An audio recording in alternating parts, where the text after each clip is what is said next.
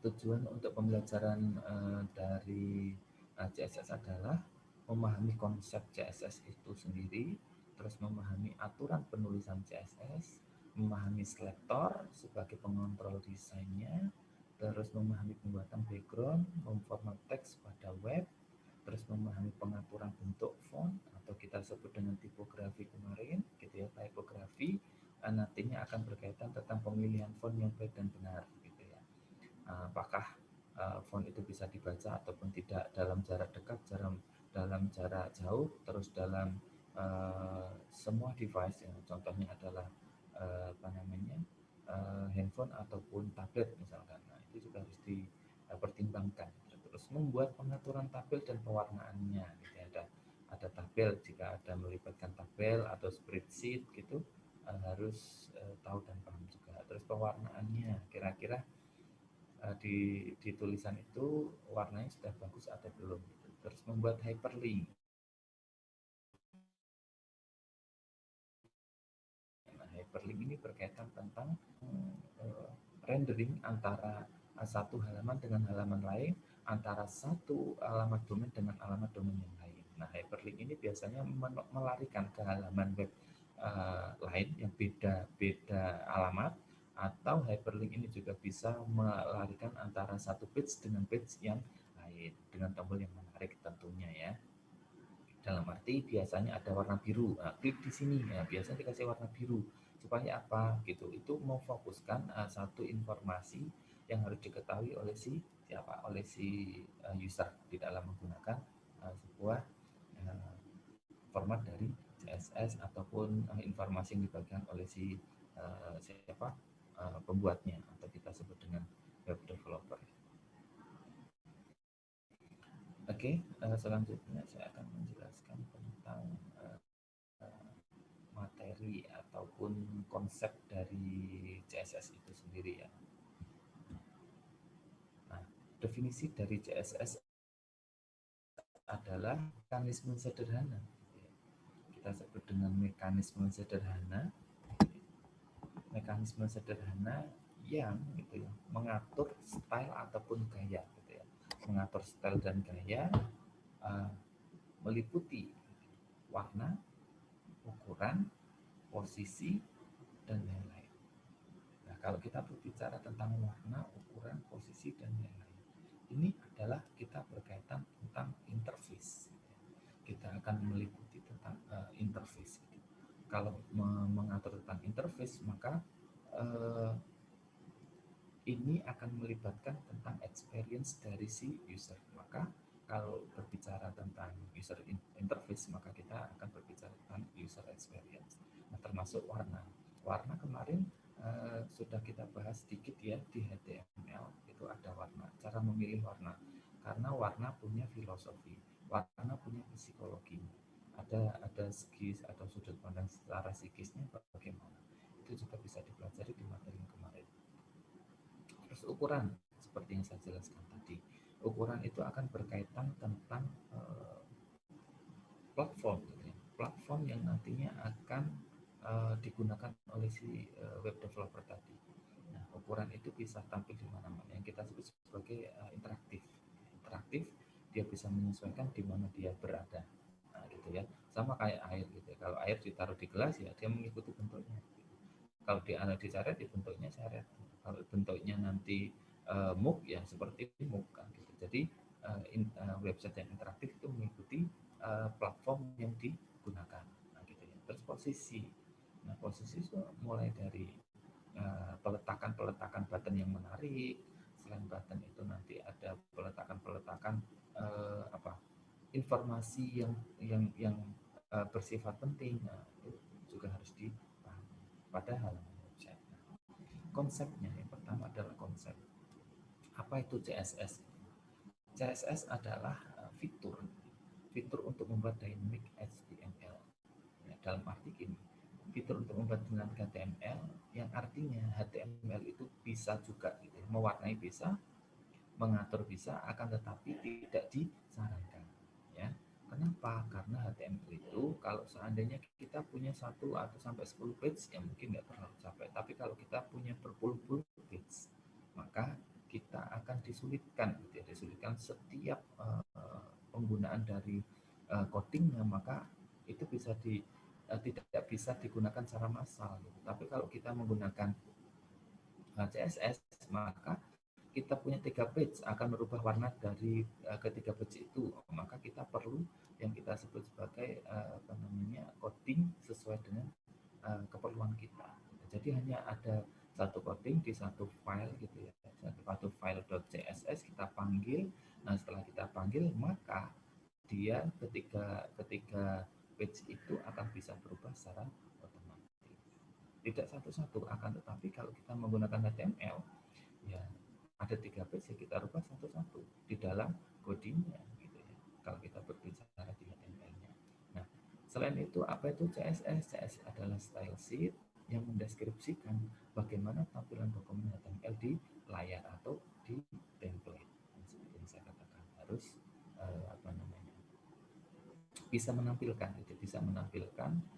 dokumen HTML di template yang sesuai. Terus membuat spesial efek atau kita mendefinisikan sebagai style untuk heading, untuk style bold dan italic dan berwarna biru. Nah, di sini bisa dilakukan di CSS dengan fleksibel. Gitu.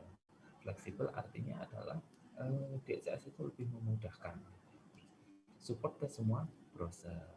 Dengan seperti itu, kalau kita berbicara tentang konsep dari HTML ataupun konsep dari CSS, ini adalah kedua buah yang tidak bisa dipisahkan, gitu ya.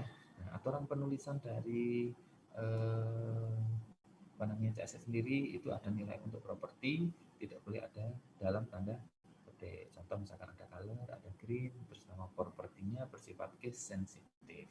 Misalkan color green, nah, propertinya kita sebut sebagai color, sedangkan value-nya adalah green. Nah, di sini ada namanya aturan penulisan. Gitu ya. Aturan penulisan itu nilai untuk propertinya itu tidak boleh dalam tanda petik. Nah, yang kita sebut propertinya adalah color. Ya. Jadi color itu adalah sebagai propertinya. Nah, sedangkan untuk green-nya itu adalah value-nya. Jadi nilai dari nilai dari propertinya, gitu ya.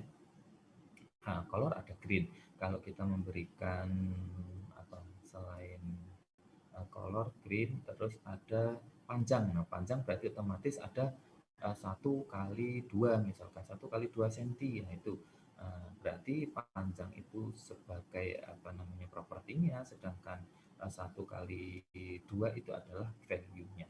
Nah, gitu ya, itu adalah aturan penulisan. Cara penggunaan CSS gitu ya, cara penggunaan atau kita sebut dengan aturan penulisannya. Nah, di sini sama browser nilai propertinya di sini, aturan penulisannya. Nah, cara penggunaan CSS-nya bentuknya seperti ini, ada external style sheet, misalkan bentuk link, rel, style sheet. Ini kita sebut. Nah, di sini ada 3 cara ya penggunaan CSS itu, ada 3 cara. Jadi ada eksternal, ada internal, ada inline. Ya. Nah, ini akan saya jelaskan satu persatu. Kalau kita berbicara di eksternal, maka kita akan membutuhkan yang kita sebut file itu sendiri. Nah, kita membutuhkan file itu berdiri sendiri. Nah, file berdiri sendiri itu artinya adalah di saat kita membuat project gitu. Di dalam project itu kan ada folder ya. Nah, di dalam folder itulah ada yang kita sebut dengan nama file. Nah, di dalam nama file, kalau kita menggunakan cara yang eksternal, maka dia harus terpisah gitu ya. Jadi antara file HTML dengan file CSS-nya terpisah gitu ya. Jadi ada 2 file, ada file .html dan satu lagi ada file .css. Begitu pula sama JavaScript, ada satu file lagi .javascript.js gitu biasanya. Nah, kalau eksternal ini menggunakan atau kita sebut dengan ini kira-kira bisa dijalankan nggak Pak? Kan 2 file tuh, cara menjalankan bagaimana? Ya, kita panggil di browsernya supaya tampil CSS-nya, karena dia file sendiri, maka yang kita panggil adalah linknya. Nah, bentuk linknya itu adalah buka kurung siku, ada link rel sama dengan tanda petik style sheet, tanda petik tipe, sama dengan tanda petik text /css tanda petik href sama dengan css underscore files.css. Jadi kita panggilnya berarti di dalam kalau kita memahami tentang struktur linknya, maka di link rel gitu biasanya melibatkan link rel dan href gitu. Link rel ini adalah nama file atau kita sebut dengan foldernya gitu, style sheet-nya, baru kita panggil teksnya di CSS, baru di bawah CSS-nya ada kita sebut dengan nama file css underscore file.css gitu ya. Bisa dipahami? Nah, saya jelaskan untuk link relnya. Link ini merupakan tag pembuka dan diakhiri dengan tanda tutup siku. Sama kalau kita berbicara di HTML juga sama, ada tag pembuka dan ada tag penutup. Akan tetapi tag penutup yang ada di sini tanpa menggunakan garis atau kita sebut dengan slash gitu ya, atau garis miring gitu ya. Nah, sedangkan rel gitu ya, rel sama dengan tanda petik style sheet-nya ini menerangkan halaman ini akan dikenai efek style sheet ya, dalam arti menerangkan file yang sudah kita buat gitu ya, dari turunan dari folder tadi kan ada style sheet. Nah, style sheet menerangkan halaman ini akan di apa namanya? Kenapa? Halo, ada sudah cukup didengar suara saya? Sudah Pak, sudah. Sudah ya. Nah, tadi ada yang ngomong, saya kira interupsi suara saya, takutnya saya menjelaskan lama ternyata enggak kelihatan. Oke, menerangkan halaman ini akan disebut dengan efek style sheet. Sedangkan tipenya atau kita sebut dengan text/css ini adalah file yang dipanggil berupa CSS. Sedangkan hrefnya ini menjelaskan alamat dokumen, gitu ya. Alamat dokumen style sheet yang dipanggil, gitu ya. Nah, ini saya bukakan ini aja nih. Oke. Karena saya ambil bentuk-bentuknya untuk internal style sheet-nya sudah bisa dilihat ya. Contoh saya ambilkan dari halaman orang. Bentuk-bentuknya seperti ini. Sudah terlihat? Sudah Pak? Pak, sudah Pak. Nah, ini adalah penggunaan dari CSS itu sendiri. Ada external style sheet, bentuknya adalah seperti ini. Link rel, ada style sheet, typo, text, CSS, href, CSS, file.css. Ini adalah keterangannya. Link rel di sini adalah link di sini merupakan tag pembuka diakhiri dengan tanda tutup yang sudah saya jelaskan tadi. Rel adalah merupakan halaman yang nanti akan difungsikan sebagai style sheet-nya. Terus tipe itu ada tag CSS-nya, itu adalah file yang akan dipanggil berupa CSS gitu ya. Terus ada href CSS underscore files.css-nya, maka ini adalah alamat dokumen style sheet yang akan dipanggil. Nah, contoh penggunaan script-nya seperti ini, misalkan ada script efek.css, maka yang kita sebut sebagai tipe dan relnya adalah script. Efek.css-nya nanti akan kita sebut sebagai href gitu ya. Nah, contoh penggunaannya seperti ini. Adalah body, buka kurung perawal, color, green, background, white. Nah, terus ada font, family, area, pemilihan. Nah, nanti jadinya akan seperti ini. Nah, bentuknya gini. Nah, ini adalah penulisan di saat gitu ya, di saat kita menggunakan file ini adalah eksternal, maka dia adalah file CSS yang bisa berdiri sendiri. File yang bisa berdiri sendiri, yang mana file ini akan kita gunakan untuk itu membuat sebuah halaman seperti ini, tampilannya seperti ini ya. Ada file detail, intranet, link rel. Nah, style sheet ini adalah link yang dituliskan di dalam file HTML-nya. Kenapa? Karena kita memanggil file CSS, maka kita harus mengelingkan. Jadi makanya kita sebut sebagai hyperlink. Kemarin kumpulan-kumpulan page gitu ya. Kumpulan-kumpulan page adalah satu page bisa terhubung dengan page yang lain yang bisa kita panggil menggunakan teks. Nah, gitu ya. Ini adalah teks yang nantinya bisa memanggil satu file tersebut. Nah, seperti yang sudah dicontohkan tadi. Nah, penulisannya untuk di HTML biasanya berada di head. Nah, jadi tag head ya, ada di tag head, ada di sini. Nah, di tag head. Nah, sedangkan untuk pemanggilannya harus di HTML, gitu ya, ada di file HTML, gitu ya. Bisa dipahami dari penjelasan eksternal style sheet? Bisa, Pak. Bisa dipahami ya. Bisa, Pak, Jadi bisa. external style sheet itu memanggil satu file yang berbeda gitu ya. Nah, yang satunya adalah file kerangkanya itu ada di .html dan untuk cascading style-nya ada di .css-nya. Itu ada dua file yang harus kita jadikan satu dan nanti bentuknya kita panggil di browser, maka tampilannya seperti ini. Nah, ini saya berikan contoh dari Page.js. Terus cara yang kedua adalah kita sebut sebagai internal style sheet. Nah, internal style sheet bentuk umumnya seperti ini, ya. Ada style, tipe, teks, CSS, dan style. Nah, cara penulisannya seperti ini. Kita panggil di file HTML-nya, di file HTML-nya ada title, style, kita tuliskan di style-nya ya. Internal ini nanti akan dituliskan di akan dituliskan pada file HTML tapi di title head-nya gitu ya, di tag head-nya gitu ya. Maka di tag head-nya kita sebut sebagai internal style sheet, kita panggilkan. Itu juga tapi berbeda dengan yang eksternal ya. Karena kalau internal itu masih dalam satu file, ya, gitu ya. Nah, ada lagi inline gitu ya. Kalau inline juga sama. Inline itu adalah di satu file. Kalau yang eksternal itu ada di beda file, sedangkan di internal itu terdiri dari satu file. Nah, dalam satu file, misalkan kita membuat satu folder, satu file misalkan adalah rekayasa web.html, maka kita tuliskan di sini. Nah, maka kita tuliskan bentuk umumnya seperti ini. Ada style, kita tetap tuliskan di tag head. Nah, di tag head di bawah tag title kita memberikan untuk style, tipe, teks, CSS. Nah, baru di bodinya ini akan kita tuliskan. Ini dituliskan di title. Kalau sedangkan inline itu berada di bodinya. Nah, gitu ya. Ada di bodinya. Ya, bisa dipahami ya. Kalau yang ini ada di tag head-nya, sedangkan ini adalah di tag bodinya.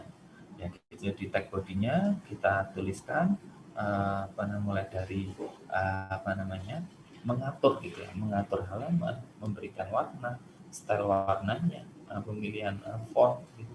Itu diatur di dalam bodinya. Nah, kalau satu ataupun dua page nggak masalah. Tapi biasanya gitu ya, kalau kita membuat halaman web itu adalah kumpulan page, maka banyak page gitu ya, banyak page yang harus kita panggil gitu ya, harus kita rubah, harus kita gunakan gitu.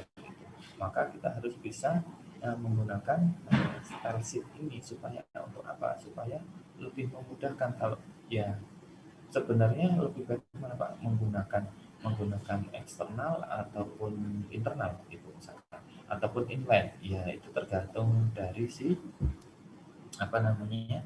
si programmer gitu. Akan tetapi kita kembalikan lebih mudahnya kita menggunakan file yang berbeda. Kalau kita ada puluhan halaman yang kita gunakan, maka biar lebih memudahkan untuk memanggil setiap halaman yang kita gunakan gitu ya. Nah, harapannya di saat kita akan mendekorasi setiap halaman tersebut, contohnya yang sudah saya katakan tadi, kita akan memberikan satu penekanan atau satu fokus terhadap informasi yang akan kita bagikan. Nah, maka di satu halaman tersebut atau ketiga halaman tersebut tidak usah kita rubah menjadi satu-satu.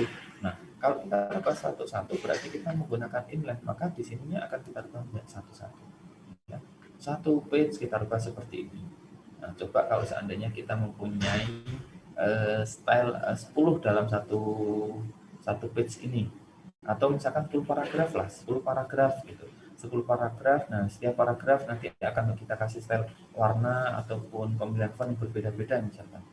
Ya nanti akan kepor ya, dalam arti tangan capek, jadi tidak efisien. Maka kita sarankan untuk menggunakan CSS atau file sendiri. Kalau file sendiri kita cukup manggil, ya meskipun sama cara membuatnya di dalam file CSS itu sendiri, gitu.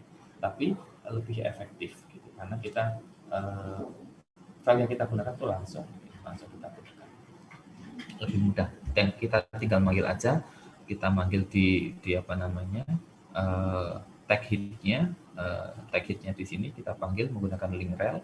Ini aturannya, jadi ada link rel, seleksi, terus nanti ada rel sesuai dengan file yang kita panggil, gitu ya. Jadi ini lebih memudahkan jika nanti kalau cuma hanya satu dua halaman ya nggak masalah. Tapi kalau berpuluh-puluh halaman baru nanti akan terasa. Ya. Tampilannya juga sama gitu, tapi nanti di saat kita menggunakan CSS baru di sini akan berubah dari warna, perubahan dari font yang kita gunakan. Nah, ini adalah aturan penulisan pada CSS. Ada sintaksis CSS dibagi dalam 3 bagian. Di sini ada selektor. Selektor itu di dalam selektor ada properti, ada value. Nah, di mana selektor itu adalah tag HTML yang didefinisikan sebagai body, sebagai heading, sebagai link dan lain-lain. Nah, sedangkan properti ini atribut yang akan diubah. Nah, contoh misalkan propertinya adalah color, nah, sedangkan red itu adalah value-nya. Maka color ini tidak bisa dirubah, maka yang bisa dirubah adalah atributnya, gitu ya. Jadi atribut yang akan dirubah bisa red, bisa green, bisa misalkan yellow atau dan yang lain. Nah, jadi yang bisa dirubah dalam atributnya. Kalau sesuai dengan ini ya, jadi selektor itu adalah sebagai tag HTML-nya. Misalkan di sini ada selektor itu kita berikan contoh misalkan body gitu ya. Nah selektor itu kita contohkan sebagai body. Nah, maka si selektor ini adalah sebuah tag HTML yang digunakan pada CSS agar apa? Agar ditambahkan gaya pada CSS selektor, yang dimana CSS selektor elemen tersebut dapat dimanipulasi atau ditambahkan gaya pada CSS-nya. Nah, selektor juga dapat berupa tag HTML itu sendiri, gitu ya. Contohnya yang sudah saya bilang tadi, body misalkan. Atau bisa juga berupa nilai atau atribut kelas atau ID pada tag HTML, gitu ya. Nah, cara penulisannya di sini ada font family, nah di sini ada sans serif. Tidak bisa digunakan tanda petik ya. Kalau tanda petik nanti salah. Nah, ini adalah cara penulisan yang salah, misalkan sans serif, koma ada tanda petiknya. Nah, ini salah, gitu ya. Atau saya juga belum bisa menemukan apakah di teks editor lain gitu misalkan selain VS Code misalkan ada menggunakan Sublime atau saya kira masih sama gitu ya, menggunakan petik salah. Nah, gitu ya. Caranya tidak usah menggunakan tanda petik, cukup seperti cara penulisan adalah font family, sans serif, terus koma, titik koma maksud saya, titik font size, small, titik koma. Untuk mendeklarasikannya, misalkan kelompok ada tanda koma serta tanda operator, misalkan ada dan seperti ini, ada H1, H2, color green, H3, H4, H5, color red. Nah, baru nanti akan kita berikan value atau nilai gitu, di setiap setiap properti gitu ya, properti yang kita kasih value. Nah, untuk menuliskan komentar bisa menggunakan slash bintang ataupun buka kurung tanda seru minus nanti untuk menuliskan menuliskan dari komentar. Kalau misalkan saat ini mungkin bisa dipahami gitu. 2 tahun kemudian kita lama nggak pegang ya lupa. Nah, makanya biasanya untuk bisa dipahami diri sendiri maupun programmer lain gitu ya. Karena kalau kita berbicara tentang style di front end, maka kita akan serahkan desain kita itu kepada siapa? Kepada back end untuk apa? Diimplementasikan gitu ya, dari desain yang sudah kita buat bentuknya seperti itu misalkan. Maka untuk memahamkan programmer lain, maka kita perlu yang kita sebut sebagai komentar untuk memberikan penjelasan supaya programmer lain bisa memahami agar pekerjaan yang dikerjakan bisa selesai dengan sesuai deadline. Gitu ya.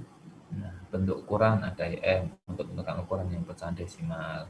EX ada X height yang digunakan untuk menentukan ukuran yang sifatnya vertikal, BX. Ini adalah sifat ataupun ukuran atau bentuk ukuran yang ada di komentar. Nah, selektor sendiri sebagai pengontrol desainnya, selektor untuk merubah body gitu ya. Selektor di sini Nah, di dalam selektor terdapat dua bagian penting yang perlu dipahami. Nah, bagian tersebut adalah property dan value. Nah, antara kedua bagian tersebut adalah inti dari CSS. Nah, inti dari CSS adalah bagaimana sebuah elemen HTML memiliki gaya desain yang menarik untuk apa? Untuk melakukan melakukan perubahan terhadap style yang digunakan. Diatur oleh property dan value. Nah, apa sih itu Pak? Property itu sudah saya jelaskan ya. Property adalah jenis gaya yang atau kita sebut dengan nama gaya untuk menentukan style pada tag HTML, gitu ya. Nah, dengan property tag HTML dapat diubah menjadi sifat CSS. Misalnya seperti menambahkan color, apalagi background, terus teks, terus ada text link, terus apa lagi ada pixel perubahan dari ukuran, gitu ya, dan lain sebagainya. Banyak sekali properti yang bisa digunakan untuk menambahi atau menambahkan elemen HTML agar desain kita lebih menarik. Nah, sedangkan value itu apa sih Pak? Nah, value itu adalah kalau di bahasa Indonesia itu sebuah nilai ya. Jadi ada nilai yang mana nilai itu adalah seperti di CSS dan value berfungsi untuk menentukan nilai dari properti pada saat mendeklarasikan CSS itu sendiri. Nah, seperti yang dijelaskan tadi, properti misalkan adalah color, maka value yang harus diberikan adalah nama warna itu sendiri. Kalau color yang sudah saya jelaskan tadi, adalah propertinya itu adalah body, color, terus di color maka ada value-nya kita sebut adalah red ataupun yang lain. Yang body itu kita sebut sebagai selektor ya. Ada selektor, ada properti, ada value. Maka selektor itu untuk mengontrol dari isi dari deklarasi tersebut, dari properti dan value. Propertinya color, maka value-nya ada red. Misalkan itu dikontrol oleh siapa? Oleh selektor. Gitu ya, dari penjelasan selektor sebagai pengontrol desain saya kira sudah cukup jelas ya. Nah, jenis-jenis selektor ada selektor bebas ya, HTML title selektor di sini. Nah, ini ada contohnya, nanti bisa dicoba di praktikumnya, nah, gitu ya. Nah, di sini juga ada nih, ada format halaman web dengan margin, pengaturan margin, ada margin top 1 cm, margin right, bottom. Nah, ini adalah cara penggunaan selektor. Terus pemetaan menggunakan padding, ada padding ya. Padding hampir sama dengan margin. Margin hanya digunakan untuk batasan-batasan sisi halaman, sedangkan padding dapat membuat batasan-batasan pada komponen web lain seperti tabel di samping pengaturan batas. Nah, bentuknya gini ya. Nah, bentuknya seperti ini. Terus ada background warna. Nah, background warna itu juga pengaturannya di CSS. Nah, ini tinggal implementasinya saja. Saya kira itu untuk pengantar CSS. Nanti file ini saya bagikan untuk bisa dipraktekkan gitu ya. Jadi fungsinya yang bisa kita tarik garis lurusnya atau benang merahnya di pembelajaran CSS adalah di saat kita akan memberikan style terhadap web page kita, nah, gitu ya. Yang seperti apa? Yang interaktif. Ya, interaktif itu sudah meliputi estetik, sudah meliputi fungsionalitas. Gitu ya. Fungsionalitas itu atau multiplatform yang bisa tampil di mana saja. Atau multiplatform itu bisa tampil. Tidak bicara ada multiplatform dalam hal ini ya. Jadi multiplatform dalam hal browser, dalam hal device, ukuran layar. Nah, gitu ya, kita sebut dengan interaktif. Nah, ini hanya contoh-contoh saja. Nanti bisa digunakan. Penggunaannya nanti diikuti seperti ini. Nah, ini saja. Pengaturan tabel, ada pengaturan paddingnya, height, border. Nah, ini nanti saya bagikan di ini dari Pens ITS ya. Nanti bisa di. Nah, ini malah sudah dilengkapi tugasnya. Nah, gitu ya. Harapan saya bisa membuat membuat sentuhan. Kalau kemarin kita sudah saya kasih tugas tentang HTML, maka ini ada tugas untuk membuat HTML itu sudah ada sentuhan dari CSS-nya, gitu ya. Oke. Oke, dari sini ada yang mau ditanyakan, nanti saya bagikan. Ini tugasnya, nanti saya kasih tugas. Silakan. Halo? Saya mau tanya Pak, Ya, Dinar. kalau kita mau buat file HTML itu kan untuk memperindahnya kan kita pakai file CSS Pak. Nah, sedangkan kayak script itu yang file CSS-nya itu online gitu Pak, yang kayak contohnya kayak Bootstrap gitu. Itu perbedaannya apa? Maksudnya lebih mudah apa untuk pengerjaannya yang lebih panjang atau gimana Pak? Sebentar. Maksudnya Dinar gini, maksudnya gimana? Maksudnya gini, kan ada tuh file, kalau kita mau buat file HTML, kita kan otomatis untuk memperindahnya kita pakai file CSS Pak. Nah, sedangkan ada yang kayak contohnya kayak scriptnya Bootstrap. Nah, itu kan file CSS-nya itu kan dia sistemnya online, Pak. Nah, itu maksudnya perbandingannya atau perbedaannya apa atau perbandingannya ya. Oke, saya jelaskan gini Dinar. Kalau kita menggunakan file CSS dari Bootstrap itu adalah framework gitu ya. Framework itu yang sudah aturan baku yang dimiliki oleh si framework tersebut. Nah, contohnya Bootstrap. Nah, Bootstrap itu kan sifatnya adalah file CSS yang sudah jadi dan tinggal pakai saja. Nah, gitu. Nah, akan tetapi perbedaan di file style yang kita bikin gitu ya. Perbedaannya adalah tergantung kita mau bikinnya panjang ataupun tidak. Nah, termasuk penyebutan dari selektornya tadi. Dari selektor ada properti. Nah, properti itu tidak selalu menggunakan color misalkan. Ada yang menggunakan biasanya sama tuh, ada menggunakan color. Sudah dikasih properti color, dikasih value red misalkan. Kadang tidak berubah gitu. Kenapa? Karena si interpreternya tidak bisa mendeskripsikan color red gitu. Padahal yang kamu inginkan warna merahnya bukan warna merah magenta misalkan, ternyata merahnya merah marun misalkan. Nah, itu akan tidak bisa terdeteksi. Akan tetapi kadang ada yang menggunakan kode yang sudah saya tunjukkan kemarin ya. Nah, sudah saya tunjukkan menggunakan crush FF00 atau crush 550FG. Nah, itu akan lebih valid. Kan setiap style dari programmer itu kan berbeda-beda. Jadi perbedaannya gini, kalau kita menggunakan aturan baku, maka kita tidak bisa merubahnya. Harus menggunakan aturan itu. Tapi kalau kita menggunakan style kita sendiri, yaitu kita ngodingkan CSS sendiri, maka itu adalah sesuai dengan keinginan kita. Gitu. Tapi kalau dari Bootstrap, itu kita juga sama, ngetikin kita juga sama, akan tetapi dia sifatnya adalah aturan-aturan baku yang dimiliki oleh si Bootstrap itu sendiri gitu. Jadi perbedaannya saya kira lebih simple aja gitu. Kalau kita menggunakan aturan Bootstrap ya maka kita menggunakan aturan orang lain. Akan tetapi kalau kita membuat sendiri ya kita menggunakan punya kita sendiri. Contoh misalkan Dinar mau bikin nasi goreng nih. Nasi goreng misalkan nasi goreng Hongkong. Nah, sedangkan kalau di HTML ataupun CSS kita yang kita buat sendiri, kita bikin nasi goreng Jawa misalkan. Itu akan berbeda. Kalau nasi goreng Hongkong itu otomatis kamu harus menggunakan bahan ataupun propertinya dari yang sudah ditentukan, nggak bisa dilewati. Contoh misalkan kalau di nasi goreng Hongkong yang akan dibuat itu meliputi ada nasi, ada ayam, ada daging kambing misalkan. Nah, sehingga ketiganya itu tidak bisa dilewati. Gitu.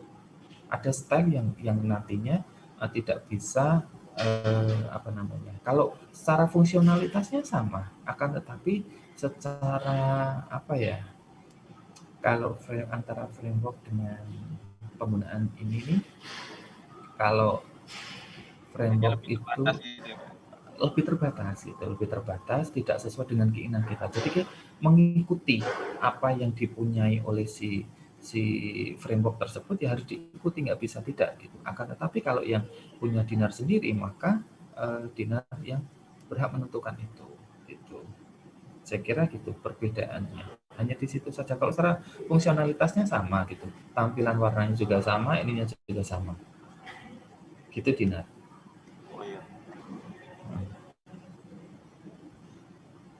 Ada gambaran, Dinar? Ada Pak, ada. Cuman dia kan berarti kalau dia pakai yang dari situ dia lebih terbatas ya Pak, dibandingkan dengan file CSS yang kita bisa berkreasi gitu, lebih banyak. Betul. Nah, halo? Halo Pak, masuk. Ya, putus Dinar.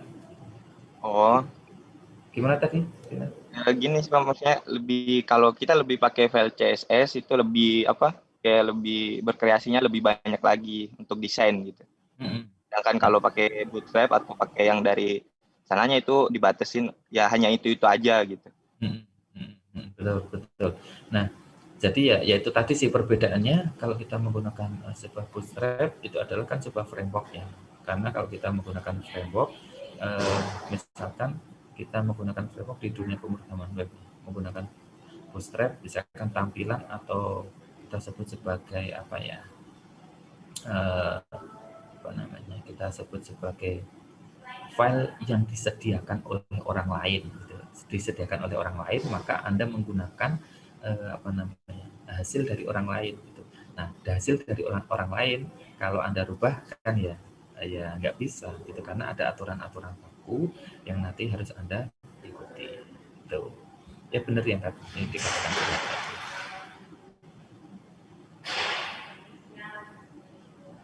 Ada lagi yang lain? Halo? Ayo silakan. Ada yang bertanya?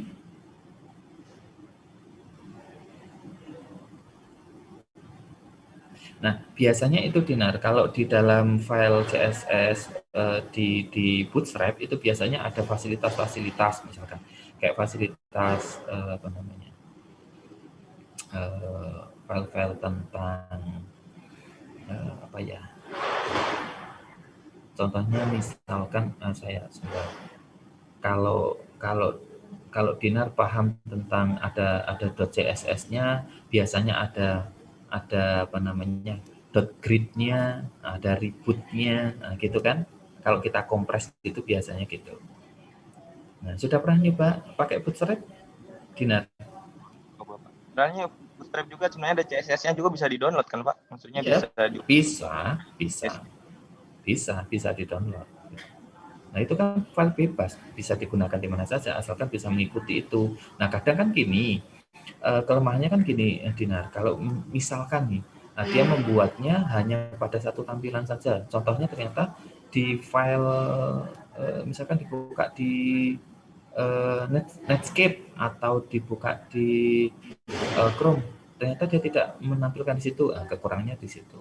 Kalau yang kita buat sendiri kan bisa.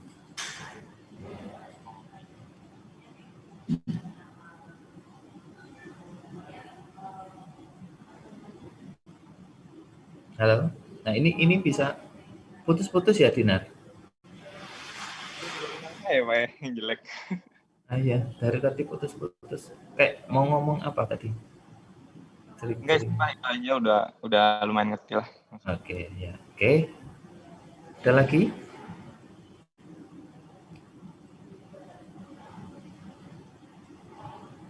Ayo, silakan. Jika ada yang belum paham tentang CSS,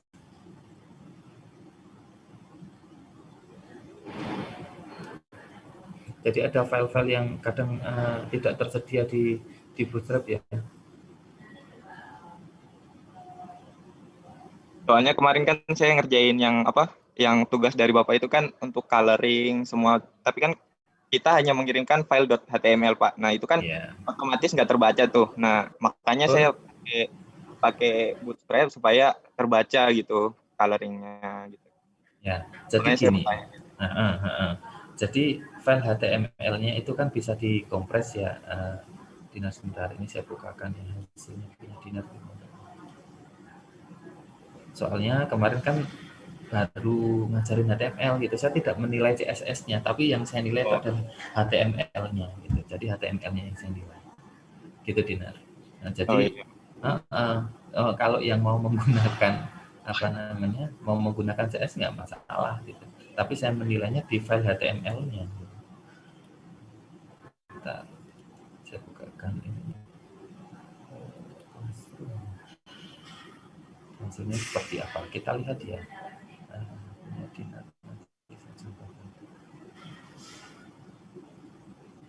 Karena kita menggunakan framework itu kan, maksudnya gini, untuk memberikan pemahaman gitu, kita harus paham dasarnya dulu, gitu ya, paham dasarnya dulu. Karena kita ke rangkanya belum paham, nanti langsung menggunakan bahan jadi, gitu ya. Kalau bahan jadi tahu sendiri kan, kalau kita menggunakan bahan jadi gitu. Nah, kalau kita menggunakan bahan jadi ya otomatis gitu. Kita hanya tahunya di situ ada kesalahan atau error, nanti akan menyulitkan. Tergantungan gitu. Gimana? Kayak ketergantungan gitu kalau kita Iya, file jadi. betul, akan ada ketergantungan dan setiap errornya tidak bisa mendeteksi dengan baik gitu. Oh, ini kayak gini sih, ini saya salahnya di mana gitu. Karena tidak tahu, karena kan menggunakan aturan orang lain gitu loh. Jadi misalkan gini nih, ada nasi goreng Hongkong sudah disiapkan tuh, misalkan disiapkannya gini, Dina. Kita membuat nasi goreng Hongkong itu 1 piring. Nah, 1 piring itu kan sudah disediakan ladanya sekian, cabenya sekian, garamnya sekian, ininya sekian gitu misalkan. Nah, dari situ kita akan ketergantungan. Kalau seandainya suatu saat ada nasi goreng dengan rasa kepedesan misalkan, oh berarti cabenya dikuranginya seberapa kita nggak tahu. Nah, maka ukuran cabenya itu harus kita tentukan. Nah, contoh itu misalkan kita menggunakan layoutnya, ada layoutingnya ukuran segini, kok tak kurangi segini gini ya, kok kurang gini ya, akhirnya muter-muternya di situ. Nah, kalau bisa mengira-ngira, oh headernya segini, sidebarnya segini, terus kita menggunakan di kontennya segini, kelas G ya ini.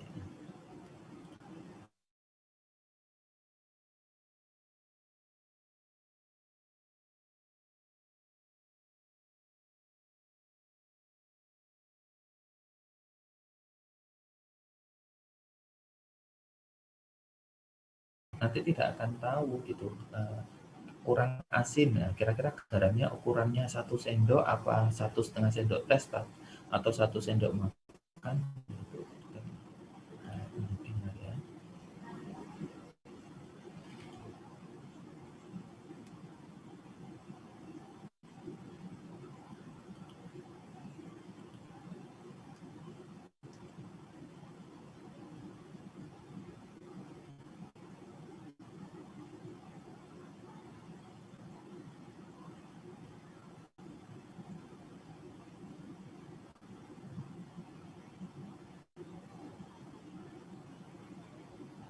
Nah, yang penting saran saya kalau mempelajari, nah punya Dinar, kalau dibuka langsung bentuknya file HTML-nya gini ya. Jadi dia itu semuanya itu online, kayak dari file gambarnya itu saya ngambilnya dari dari browser juga gitu. Jadi saya copy linknya aja gitu, link dari browser. Kalau kita mau pakai file sendiri kan otomatis kita masukkan 1 folder gitu, Pak. Iya, 1 folder. Iya. Nah, kalau enggak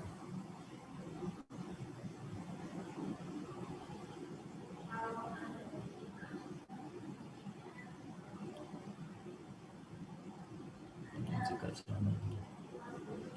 Ada 1 folder.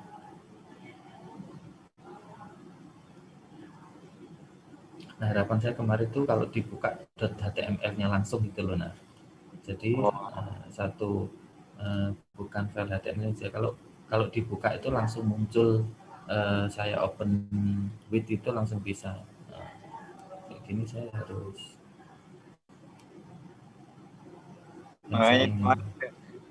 ini kan harus ada file CSS-nya kalau untuk pewarnaan gitu-gitu. Jadi saya mikirnya oh ya udah pakai yang online aja gitu. Ini bentuknya punya Dinar gini.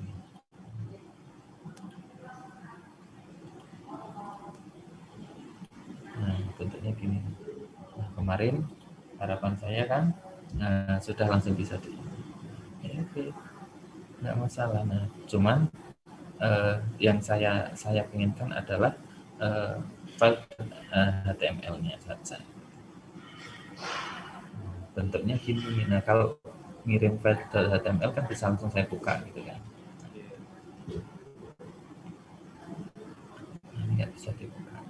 Cuman gini kelihatan gitu. Gitu. Masih beberapa yang kalau kelas ini ada nggak yang selain dinner gitu? Kalau di open gitu tuh langsung kelihatan tampilannya. Kalau saya nggak tahu.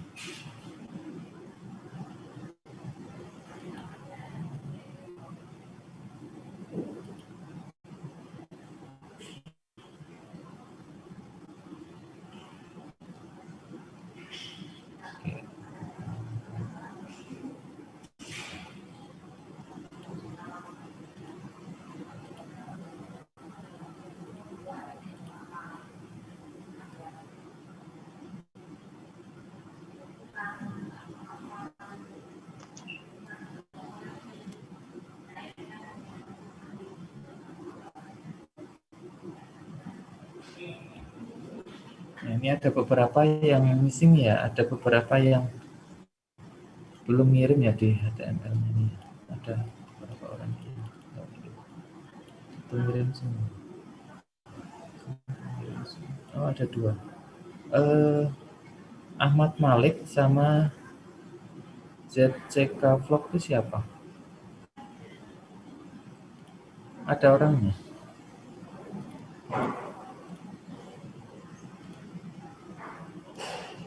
Ada 2 orang yang ngirim nih. Ahmad Malik ada nggak orangnya? Sama siapa nih? ZCK itu siapa? Ada 2 orang yang nggak ngirim, selain itu udah ngirim semua.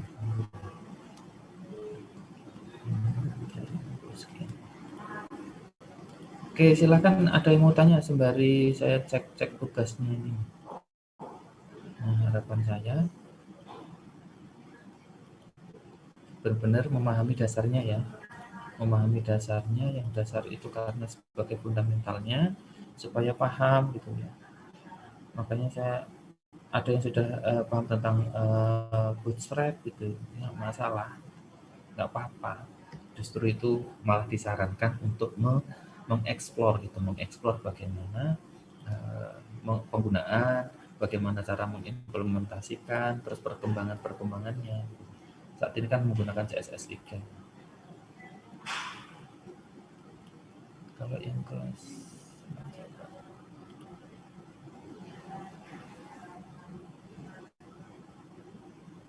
ini suara saya sudah cukup terdengar ya? Sudah, Pak. Berarti jaringan atau apa ya? Saya nggak tahu. Ini dari tadi takut apa namanya? Mic-nya gitu. Takutnya punya saya yang rusak. Kalau jaringan nggak masalah saya kira. Full jaringan saya. Nah, oke, mungkin itu. Ada yang mau ditanyakan? Silakan. CSS-nya ada yang mau ditanyakan nggak? Saya kira sudah paham semuanya ya. CSS-nya. Kemarin sudah saya kasih tugas data HTML-nya untuk memberikan atau membuat sebuah struktur dari halaman webnya, bagaimana langkahnya itu sudah saya jelaskan semuanya. Gitu ya, sudah saya jelaskan. Nanti materi yang dari saya yaitu dieksplor ya, jangan hanya materi yang sudah saya sampaikan gitu. Tapi dieksplor, dicari di tutorial YouTube itu banyak sekali. Page is going down browser. Kalau mau belajar tuh di Witri School tuh banyak juga. Ya, Witri School itu kan yang mengeluarkan tentang atau kita sebut dengan Witriji ya. Witriji itu adalah web browser konsorsium, itu lebih lengkap gitu, lebih lengkap, bisa nyoba online secara langsung gitu. Jadi bisa nyoba secara langsung ya, bisa nyoba dari perintah-perintahnya, nanti bisa dieksplor sendiri gitu. Di W3School atau kita sebut dengan W3C itu World Wide Web Consortium yang mengeluarkan HTML, CSS, JavaScript juga lengkap gitu. Kita besok setelah UTS atau mungkin pertemuan ke-7 kita membahas tentang JS ya, atau kita sebut dengan JavaScript, supaya nanti di setelah UTS-nya biar lebih paham gitu. Ini rata-rata text editornya menggunakan apa? VS Code, Pak. Sublime, Pak. Oh, Sublime. VS Code, Pak. VS Code, Pak. Oke. Kalau yang menggunakan Sublime ya nggak apa-apa, tapi kalau untuk yang paling update itu VS Code ya. VS Code itu udah lumayan 1000, bisa apa ya? Bisa bukan 1000 ya. Bisa dikatakan VS Code itu sudah support dengan banyak bahasa gitu. Kita tinggal nambah di extension, kita tambahkan pluginnya, sudah cukup. Cuman saran saya kalau menggunakan VS Code jangan banyak-banyak gitu ya, biar nggak berat gitu ya. Kalau kepentingan semester ini kan Java saja ya, Java sama PHP besok ya. Java, PHP, JavaScript, udah itu toh. Ada lagi, ada yang masih menggunakan Python kira-kira? Nggak ada kayaknya, Pak. Nggak ada kan? Semester ini maksud saya tuh, semester ini kan nggak ada Python kan. Mungkin gitu biar tidak terlalu berat gitu, yang menggunakan VS Code itu bisa di uninstall gitu ya, supaya nggak berat. Gimana Dinar? Cuman kalau mungkin kalau di script pakai VS Code tuh enaknya itu kayak pewarnaan atau apa gitu, dia lebih langsung muncul gitu, Pak. Betul sekali. Kalau yang pakai Sublime. Siapa di Sublime juga kita install pluginnya aja, Pak? Iya, sama, cuman lebih banyak di VS Code. Cuman ya itu sih tergantung selera. Sublime juga enak, deteksi errornya juga bagus gitu. Ya. Setiap text editor itu kan sesuai dengan selera masing-masing gitu ya, selera masing-masing. Sama juga di Sublime juga. Ya tergantung selera itu aja. Saya tidak ini, cuman VS Code itu juga bagus gitu. Yang banyak dipakai oleh DevOps. Nah, jadi DevOps itu adalah developer application. Banyak digunakan oleh developer itu biasa menggunakan VS Code. Ya itu tadi sih, kalau mau hanya satu bidang saja mungkin ya Sublime, tapi kalau yang ini, kalau di Sublime sudah ini semuanya ya berarti ya, yang menggunakan Sublime. Apa tadi, Pak? Yang menggunakan Sublime sudah ekstensinya sudah bisa ditambahkan juga.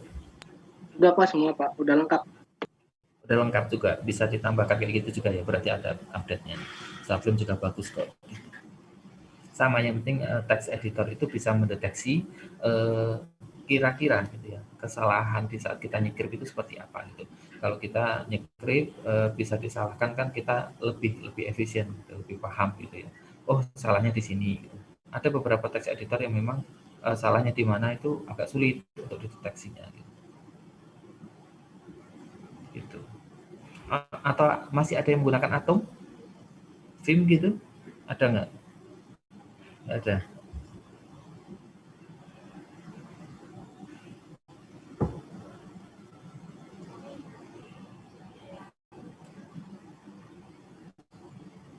Berarti kalau yang VS Code praktikumnya sama Pak siapa ya, atau Bu siapa ya?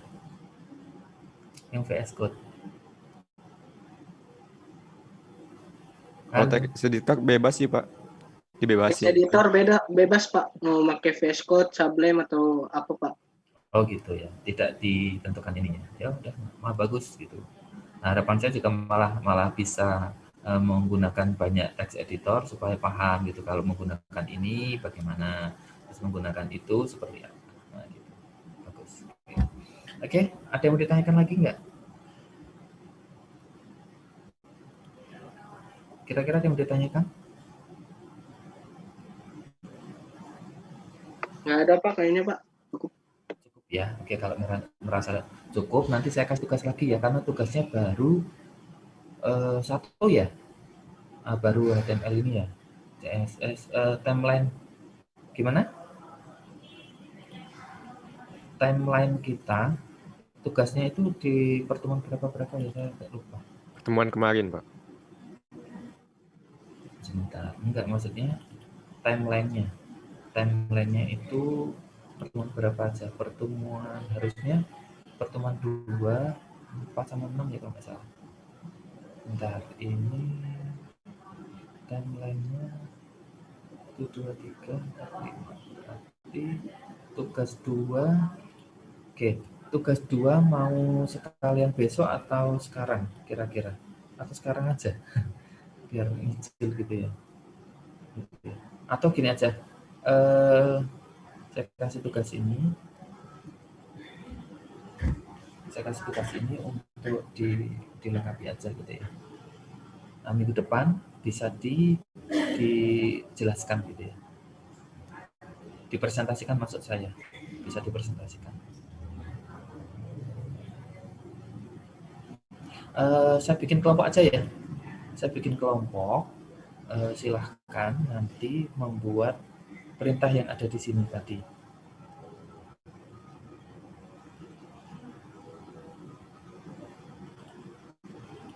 Ini nanti di file yang